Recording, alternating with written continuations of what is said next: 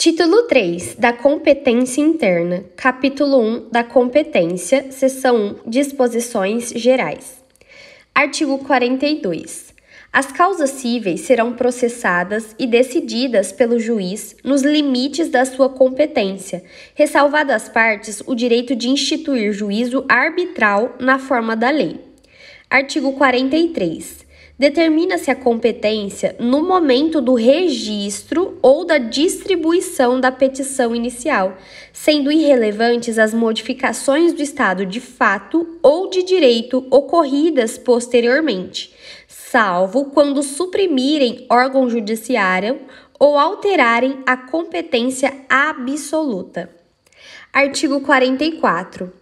Obedecidos os limites estabelecidos pela Constituição Federal, a competência é determinada pelas normas previstas neste Código ou em legislação especial, pelas normas de organização judiciária e ainda, no que couber, pelas constituições dos Estados. Artigo 45.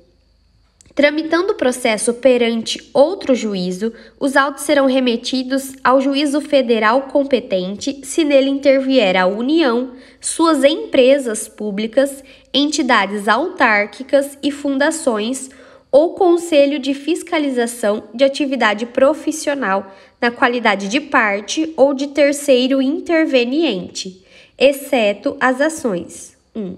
De recuperação judicial, falência, insolvência civil e acidente de trabalho. 2. Sujeitas à Justiça Eleitoral e à Justiça do Trabalho. Parágrafo 1º. Os autos não serão remetidos se houver pedido cuja apreciação seja de competência do juízo perante o qual foi proposta a ação. Parágrafo 2º. Na hipótese do parágrafo 1º, o juiz, ao não admitir a cumulação de pedidos em razão da incompetência para apreciar qualquer deles, não examinará o mérito daquele em que existe interesse da União, de suas entidades autárquicas ou de suas empresas públicas. Parágrafo 3º. O juízo federal restituirá os autos ao juízo estadual sem suscitar conflito se o ente federal cuja presença ensejou a remessa for excluído do processo. Artigo 46. A ação fundada em direito pessoal ou em direito real sobre bens móveis será proposta em regra no foro de domicílio do réu. Parágrafo 1º. Tendo mais de um domicílio, o réu será demandado no foro de qualquer deles. Parágrafo 2º. Sendo incerto ou desconhecido o domicílio do réu, ele poderá ser demandado onde for encontrado ou no foro de domicílio do autor. Parágrafo 3º. Quando o réu não tiver domicílio ou residência no Brasil, a ação será proposta no foro de domicílio do autor e, se este também residir fora do Brasil, a ação será proposta em qualquer foro. Parágrafo 4. Havendo dois ou mais réus com diferentes domicílios, serão demandados no foro de qualquer deles à escolha do autor. Parágrafo 5. A execução fiscal será proposta no foro de domicílio do réu, no de sua residência ou no de lugar onde for encontrado. Artigo 47. Para as ações fundadas em direito real sobre imóveis, é competente o foro de situação da coisa. Parágrafo 1º. O autor pode optar pelo foro de domicílio do réu ou pelo foro de eleição se o litígio não recair sobre direito de propriedade, vizinhança, servidão, divisão e demarcação de terras e de enunciação de obra nova. Parágrafo 2º. A ação possessória imobiliária será proposta no foro de situação da coisa, cujo juízo tem competência absoluta. Artigo 48. O foro de domicílio do autor da herança no Brasil é o competente para o inventário, a partilha, a arrecadação, o cumprimento de disposições de última vontade, a impugnação ou anulação de partilha extrajudicial e para todas as ações em que o espólio for réu, ainda que o óbito tenha ocorrido no estrangeiro. Parágrafo único. Se o autor da herança não possuía domicílio certo, é competente 1. O foro de situação dos bens imóveis. 2. Havendo bens imóveis em foros diferentes, qualquer destes. 3. Não havendo bens imóveis, o foro do local de qualquer dos bens do espólio. Artigo 49. A ação em que o ausente for réu será proposta no foro de seu último domicílio, também competente para a arrecadação, o inventário, a partilha e o cumprimento de disposições testamentárias. Artigo 50. A ação em que o incapaz for réu será proposta no foro de domicílio de seu representante ou assistente. Artigo 51. É competente o foro de domicílio do réu para as causas em que seja autora a União. Parágrafo único. Se a União for a demandada, a ação poderá ser proposta no foro de domicílio do autor, no de ocorrência do ato ou fato que originou a demanda, no de situação da coisa ou no Distrito Federal. Artigo 52. É competente o foro de domicílio do réu para as causas em que seja autor Estado ou o Distrito Federal. Parágrafo único. Se Estado ou o Distrito Federal for o demandado, a ação poderá ser proposta no foro de domicílio do autor, no de ocorrência do ato ou fato que originou a demanda, no de situação da coisa ou na capital do respectivo ente federado. Artigo 53. É competente o foro: 1.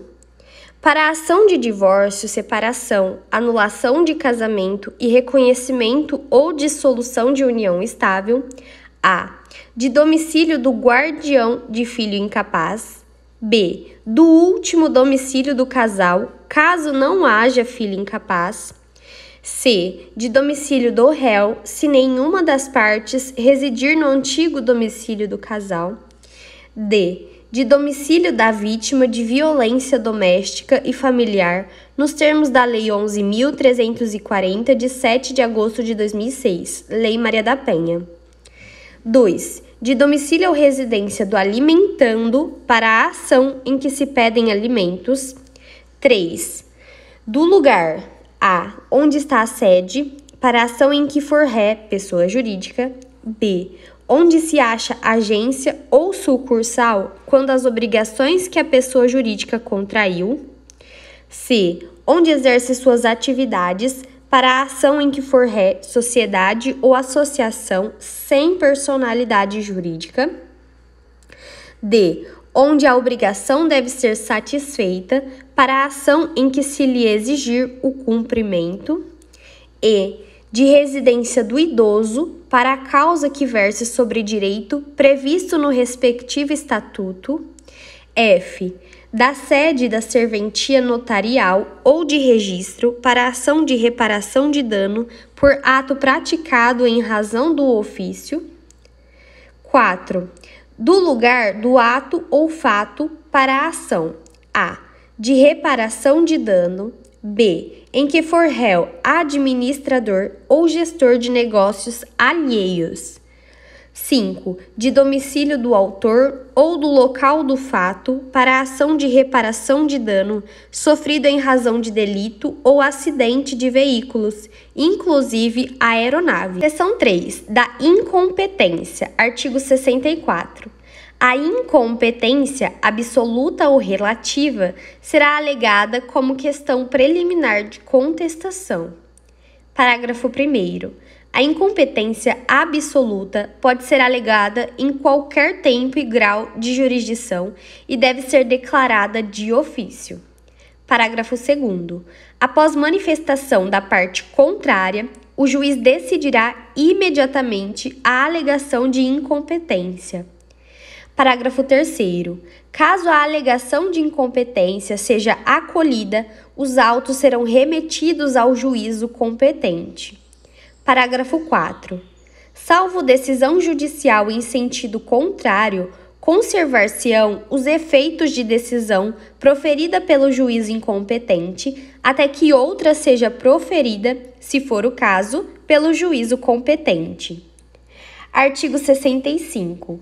Prorrogar-se-á a competência relativa se o réu não alegar a incompetência em preliminar de contestação.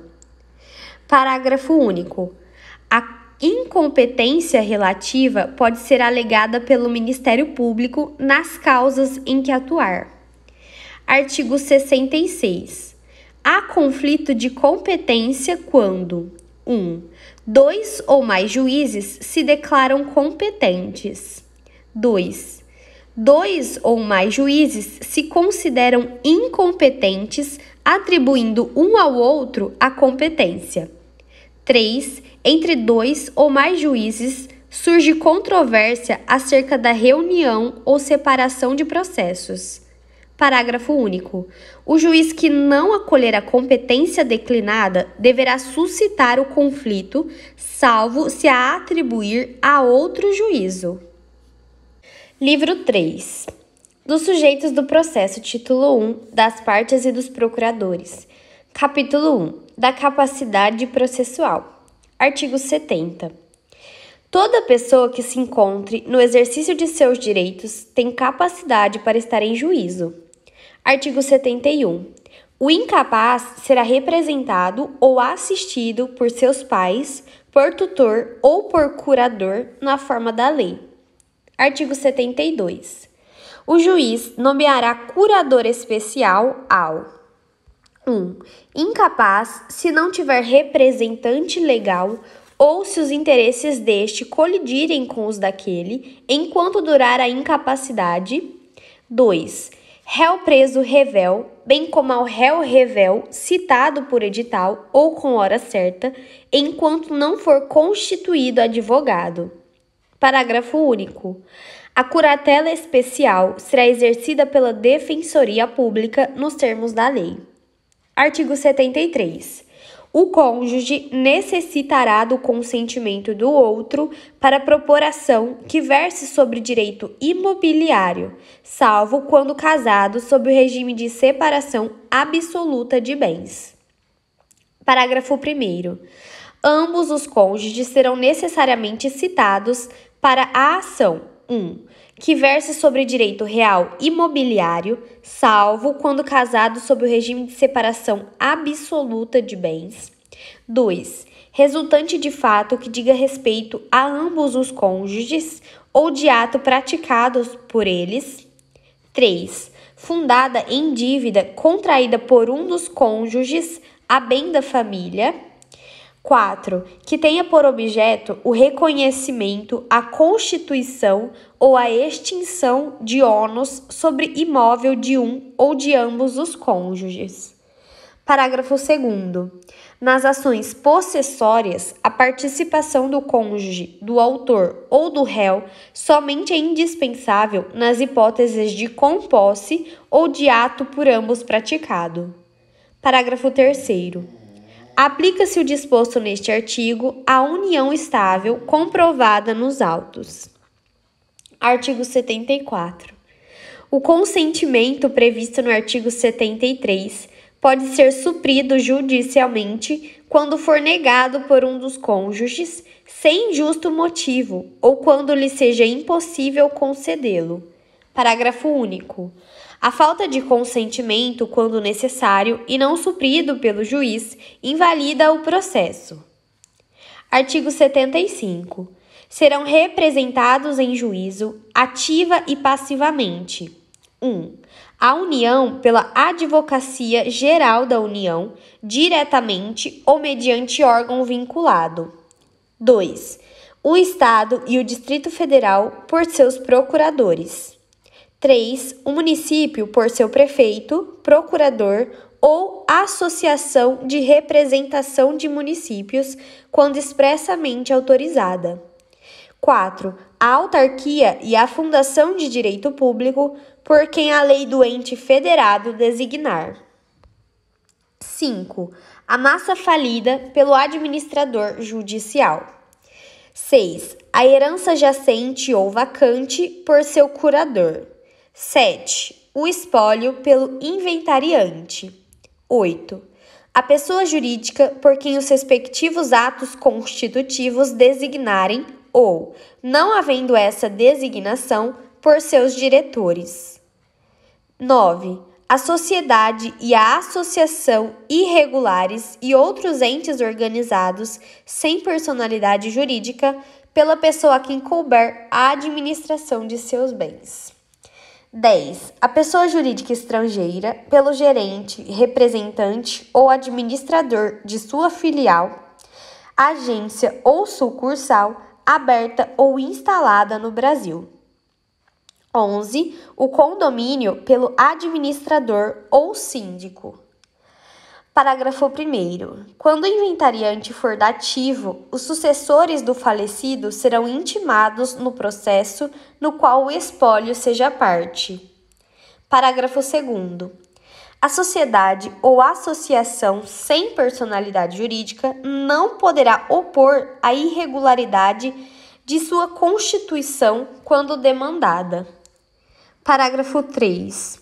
O gerente de filial ou agência presume-se autorizado pela pessoa jurídica estrangeira a receber citação para qualquer processo. Parágrafo 4. Os Estados e o Distrito Federal poderão ajustar compromisso recíproco para a prática de ato processual por seus procuradores em favor de outro ente federado, mediante convênio firmado pelas respectivas procuradorias. Parágrafo 5. A representação judicial do município pela Associação de Representação de Municípios somente poderá ocorrer em questões de interesse comum dos municípios associados e dependerá de autorização do respectivo chefe do Poder Executivo Municipal, com indicação específica do direito ou da obrigação a ser objeto das medidas judiciais. Artigo 76. Verificada a incapacidade processual ou a irregularidade da representação da parte, o juiz suspenderá o processo e designará prazo razoável para que seja sanado o vício. Parágrafo 1º. Descumprida a determinação, caso o processo esteja na instância originária, 1. O processo será extinto se a providência couber ao autor. 2. O réu será considerado rével se a providência lhe couber. 3. O terceiro será considerado rével ou excluído do processo, dependendo do polo em que se encontre. Parágrafo 2º. Descumprida a determinação em fase recursal perante Tribunal de Justiça, Tribunal Regional Federal ou Tribunal Superior, o relator, 1. Não conhecerá do recurso se a providência couber ao recorrente. 2. Determinará o desentranhamento das contrarrazões se a providência couber ao recorrido. Capítulo 2. Dos deveres das partes e de seus procuradores. Seção 1. Dos deveres. Artigo 77. Além de outros previstos neste Código, são deveres das partes, de seus procuradores e de todos aqueles que, de qualquer forma, participem do processo. 1. Expor os fatos em juízo conforme a verdade. 2. Não formular pretensão ou de apresentar defesa quando cientes de que são destituídas de fundamento. 3. Não produzir provas e não praticar atos inúteis ou desnecessários à declaração ou à defesa do direito. 4. Cumprir com exatidão as decisões judiciais de natureza provisória ou final e não criar embaraços à sua efetivação. 5. declinar no primeiro momento que lhes couber falar nos autos o endereço residencial ou profissional onde receberão intimações, atualizando essa informação sempre que ocorrer qualquer modificação temporária ou definitiva. 6. Não praticar inovação ilegal no estado de fato de bem ou direito litigioso. 7. Informar e manter atualizados seus dados cadastrais perante os órgãos do Poder Judiciário e, no caso do parágrafo 6 do artigo 246 deste Código, da administração tributária para recebimento de citações e intimações. Parágrafo 1º. Nas hipóteses dos incisos 4 e 6, o juiz advertirá qualquer das pessoas mencionadas no caput de que sua conduta poderá ser punida como ato atentatório à dignidade da justiça. Parágrafo 2º. A violação ao disposto nos incisos 4 e 6 constitui ato atentatório à dignidade da justiça, devendo o juiz, sem prejuízo das sanções criminais, civis e processuais cabíveis, aplicar ao responsável multa de até 20% do valor da causa, de acordo com a gravidade da conduta. Parágrafo 3º. Não sendo paga no prazo a ser fixada pelo juiz, a multa prevista no parágrafo 2º será inscrita como dívida ativa da União ou do Estado, após o trânsito em julgado da decisão que a fixou, e sua execução observará o procedimento da execução fiscal, revertendo-se aos fundos previstos no artigo 97. Parágrafo 4. A multa estabelecida no parágrafo 2º poderá ser fixada independentemente da incidência das previstas nos artigos 523, parágrafo 1º e 533, parágrafo 1º. Parágrafo 5. Quando o valor da causa for irrisório ou inestimável, a multa prevista no parágrafo 2 poderá ser fixada em até 10 vezes o valor do salário mínimo. Parágrafo 6. Aos advogados públicos ou privados e aos membros da Defensoria Pública e do Ministério Público não se aplica o disposto nos parágrafos 2 a 5, devendo eventual responsabilidade disciplinar ser apurada pelo respectivo órgão de classe ou corregedoria ao qual o juiz oficiará. Parágrafo 7. Reconhecida a violação ao disposto no inciso 6, o juiz determinará o restabelecimento do estado anterior, podendo ainda proibir a parte de falar nos autos até a purgação do atentado, sem prejuízo da aplicação do parágrafo 2. Parágrafo 8. O representante judicial da parte não pode ser compelido a cumprir decisão em seu lugar. Artigo 78. É vedado às partes, a seus procuradores, aos juízes, aos membros do Ministério Público e à Defensoria Pública e a qualquer pessoa que participe do processo empregar expressões ofensivas nos escritos apresentados. Parágrafo 1º. Quando expressões ou condutas ofensivas forem manifestadas oral ou presencialmente, o juiz advertirá o ofensor de que não as deve usar ou repetir, sob pena de lhe ser cassada a palavra. Parágrafo 2º. De ofício ou a requerimento do ofendido, o juiz determinará que as expressões ofensivas sejam riscadas e, a requerimento do ofendido, determinará a expedição de certidão com o inteiro teor das expressões ofensivas e a colocará à disposição da parte interessada. Seção 2. Da responsabilidade das partes por dano processual. Artigo 79. Responde por perdas e danos aquele que litigar de má-fé como autor, réu ou interveniente. Artigo 80. Considera-se litigante de má-fé aquele que 1.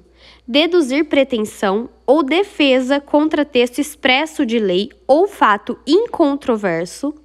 2. Alterar a verdade dos fatos. 3. Usar do processo para conseguir objetivo ilegal. 4. Opuser resistência injustificada ao andamento do processo.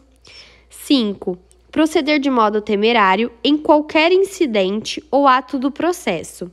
6. Provocar incidente manifestamente infundado. 7. Interpuser recurso com intuito manifestamente protelatório. Artigo 81. De ofício ou a requerimento, o juiz condenará o litigante de má-fé a pagar multa que deverá ser superior a 1% e inferior a 10% do valor corrigido da causa, a indenizar a parte contrária pelos prejuízos que esta sofreu e a arcar com os honorários advocatício e com todas as despesas que efetuou. Parágrafo 1º. Quando forem 2 ou mais os litigantes de má-fé, o juiz condenará cada um na proporção de seu respectivo interesse na causa ou solidariamente aqueles que se coligaram para lesar a parte contrária. Parágrafo 2º. Quando o valor da causa for irrisório ou inestimável, a multa poderá ser fixada em até 10 vezes o valor do salário mínimo. Parágrafo 3. O valor da indenização será fixado pelo juiz ou, caso não seja possível mensurá-lo, liquidado por arbitramento ou pelo procedimento comum nos próprios autos. Seção 3. Das despesas, dos honorários advocatícios e das multas. Artigo 82. Salvo as disposições concernentes à gratuidade da justiça, incumbe às partes prover as despesas dos atos que realizarem ou requererem no processo, antecipando-lhes o pagamento desde o início até a sentença final ou, na execução, até a plena satisfação do direito reconhecido no título. Parágrafo 1º. Incumbe ao autor adiantar as despesas relativas a ato cuja realização o juiz determinar de ofício ou a requerimento do Ministério Público, quando sua intervenção ocorrer como fiscal da ordem jurídica. Parágrafo 2º. A sentença condenará o vencido a pagar ao vencedor as despesas que antecipou. Artigo 83. O autor brasileiro ou estrangeiro que residir fora do Brasil ou deixar de residir no país ao longo da tramitação de processo, prestará caução suficiente ao pagamento das custas e dos honorários de advogado da parte contrária nas ações que propuser, se não tiver no Brasil bens imóveis que lhes assegurem o pagamento. Parágrafo 1º. Não se exigirá a caução de que trata o caput. 1. Quando houver dispensa prevista em acordo ou tratado internacional de que o Brasil faz parte. 2. Na execução fundada em título extrajudicial e no cumprimento de sentença. 3. Na reconvenção. Parágrafo 2º.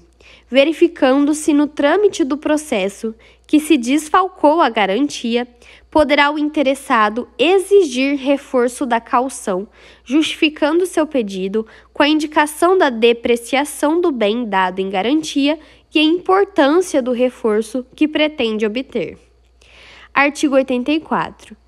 As despesas abrangem as custas dos atos do processo, a indenização de viagem, a remuneração do assistente técnico e a diária de testemunha. Artigo 85.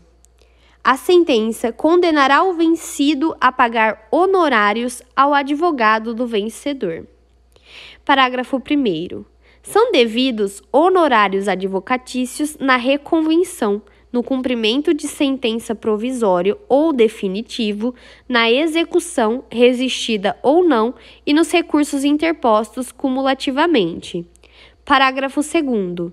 Os honorários serão fixados entre o mínimo de 10% e o máximo de 20% sobre o valor da condenação, do proveito econômico obtido ou, não sendo possível mensurá-lo, sobre o valor atualizado da causa, atendidos.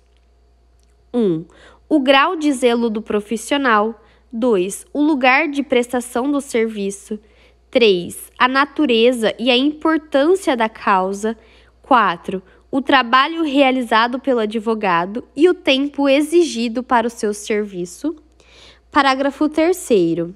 Nas causas em que a fazenda pública for parte, a fixação dos honorários observará os critérios estabelecidos nos incisos 1 a 4 do parágrafo 2º e os seguintes percentuais. 1. Mínimo de 10% e máximo de 20% sobre o valor da condenação ou do proveito econômico obtido até 200 salários mínimos. 2. Mínimo de 8% e máximo de 10% sobre o valor da condenação ou do proveito econômico obtido acima de 200 salários mínimos até 2.000 salários mínimos. 3. Mínimo de 5% e máximo de 8% sobre o valor da condenação ou do proveito econômico obtido acima de 2.000 salários mínimos até 20 salários mínimos. 4. Mínimo de 3% e máximo de 5% sobre o valor da condenação ou do proveito econômico obtido acima de 20 salários mínimos até 100 salários mínimos. 5. Mínimo de 1% e máximo de 3% sobre o valor da condenação ou do proveito econômico obtido acima de 100 salários mínimos. Parágrafo 4. Em qualquer das hipóteses do parágrafo 3, 1. Os percentuais previstos nos incisos 1 a 5 devem ser aplicados desde logo quando for líquida a sentença. 2. Não sendo líquida a sentença, a definição do percentual nos termos previstos nos incisos 1 a 5 somente ocorrerá quando liquidado o julgado. 3. Não havendo condenação principal ou não sendo possível mensurar o proveito econômico obtido, a condenação em honorários dar-se-á sobre o valor atualizado da causa. 4. Será considerado o salário mínimo vigente quando prolatada sentença líquida ou o que estiver em vigor na data da decisão de liquidação. Parágrafo 5. Quando, conforme o caso, a condenação contra a fazenda pública ou benefício econômico obtido pelo vencedor ou o valor da causa for superior ao valor previsto no inciso 1 do parágrafo 3º, a fixação do percentual de honorários deve observar a faixa inicial e, naquilo que exceder, a faixa subsequente e assim sucessivamente. Parágrafo 6. Os limites e critérios previstos no parágrafo 2º e 3º aplicam-se independentemente de qual seja o conteúdo da decisão, inclusive aos casos de improcedência ou de sentença sem resolução de mérito. Parágrafo 6A. Quando o valor da condenação ou do proveito econômico obtido ou o valor atualizado da causa for líquido ou liquidável para fins de fixação dos honorários advocatícios, nos termos dos parágrafos 2 e 3, é proibida a apreciação equitativa, salvo nas hipóteses expressamente previstas no parágrafo 8 deste artigo. Parágrafo 7. Não serão devidos honorários no cumprimento de sentença contra a fazenda pública quem seja expedição de precatório, desde que não tenha sido impugnada. Parágrafo 8. Nas causas em que for inestimável ou irrisório o proveito econômico, ou ainda quando o valor da causa for muito baixo, o juiz fixará o valor dos honorários por apreciação equitativa, observando o disposto nos incisos do parágrafo 2º. Parágrafo 8A. Na hipótese do parágrafo 8 deste artigo, para fins de fixação equitativa de honorários sucumbenciais, o juiz deverá observar os valores recomendados pelo Conselho Seccional da Ordem dos Advogados do Brasil a título de honorários advocatícios, ou limite mínimo de 10% estabelecido no parágrafo 2º deste artigo, aplicando-se o que for maior. Parágrafo 9. Na ação de indenização por ato ilícito contra a pessoa, o percentual de honorários incidirá sobre a soma das prestações vencidas, acrescida de 12 prestações vincendas. Parágrafo 10. Nos casos de perda do objeto, os honorários serão devidos por quem deu causa ao processo. Parágrafo 11. O tribunal, ao julgar recurso, majorará os honorários fixados anteriormente, levando em conta o trabalho adicional realizado em grau recursal, observando, conforme o caso, o disposto nos parágrafos 2 a 6, sendo vedado ao tribunal, no cômputo geral da fixação de honorários devidos ao advogado do vencedor, ultrapassar os respectivos limites estabelecidos nos parágrafos 2 e 3 para a fase de conhecimento. Parágrafo 12.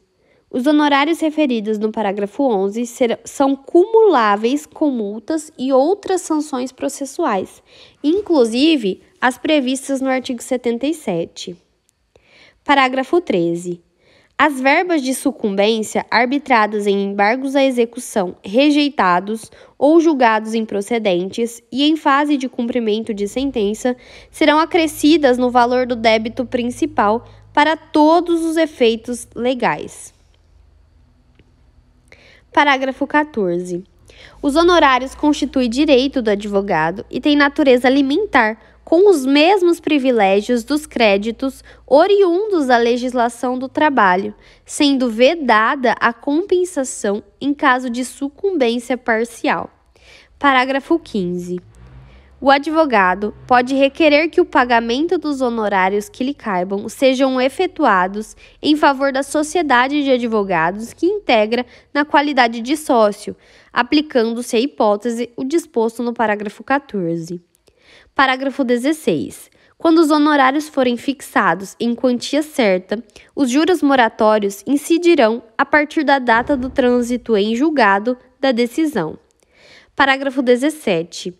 Os honorários serão devidos quando o advogado atuar em causa própria. Parágrafo 18. Caso a decisão transitada em julgada seja omissa quanto ao direito aos honorários ou ao seu valor, é cabível ação autônoma para sua definição e cobrança. Parágrafo 19. Os advogados públicos perceberão honorários de sucumbência nos termos da lei. Parágrafo 20. O disposto nos parágrafos 2, 3, 4, 5, 6, 6A, 8, 8A, 9 e 10 deste artigo aplica-se aos honorários fixados por arbitramento judicial.